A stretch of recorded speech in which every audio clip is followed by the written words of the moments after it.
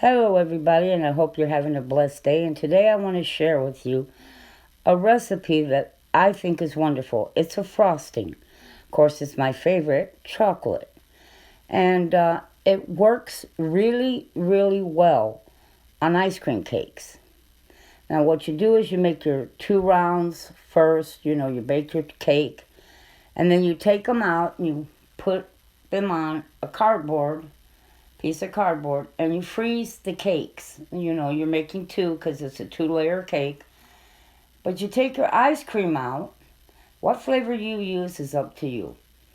But you want your ice cream to soften, not melted, but soften.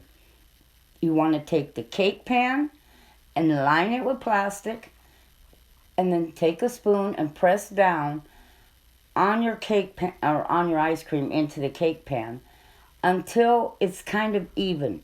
Then you take your cake pan, put it back in the freezer with the ice cream in it until it's frozen solid. When it's frozen solid, take your 2 layers of cake out. You put the ice cream, lift it out, take the plastic off, put it on the bottom layer, your cakes first, then the ice cream, then your top layer, and then you top it with this delicious chocolate frosting, and it freezes so well. And then you just freeze your cake until you're ready to serve.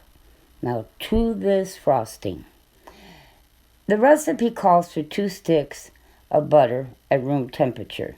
It calls for 2 cups of confectioner's sugar. It calls for 6 ounces of melted unsweetened chocolate. And it says let it cool, but I never use unsweetened chocolate on anything because I've always used Hershey's Cocoa. 3 tablespoons of Hershey's Cocoa, and I think it's a tablespoon of oil equals 1 square ounce of unsweetened chocolate. But I don't even add the oil to my cocoa powder because I just put 3 tablespoons for every ounce of my Hershey's Cocoa. Now, in this case, I blend this butter up until it's nice.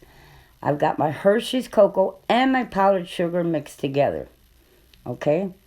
And then I'm going to start to blend this. Now, eventually, this will get so thick I can't use my blender anymore. And so I'm just going to blend for a little while.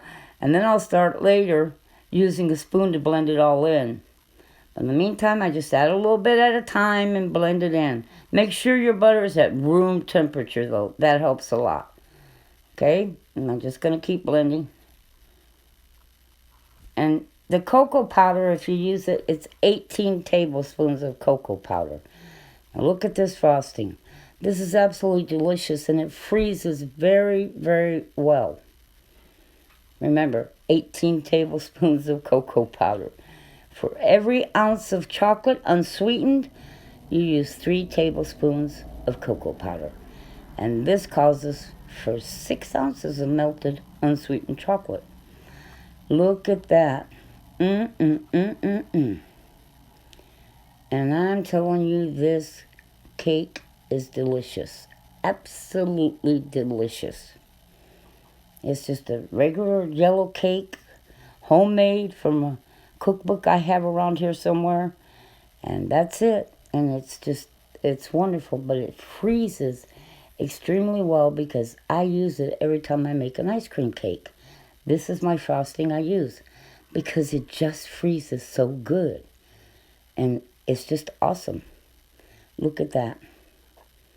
Absolutely delicious. 2 sticks of butter at room temperature, 2 cups of confectioner's sugar, 18 tablespoons of cocoa powder, or 6 ounces of melted unsweetened chocolate. And you will have the most delicious frosting. If you like chocolate, you'll love this one. It just has a superb taste. Well, God bless you guys, and have a blessed day.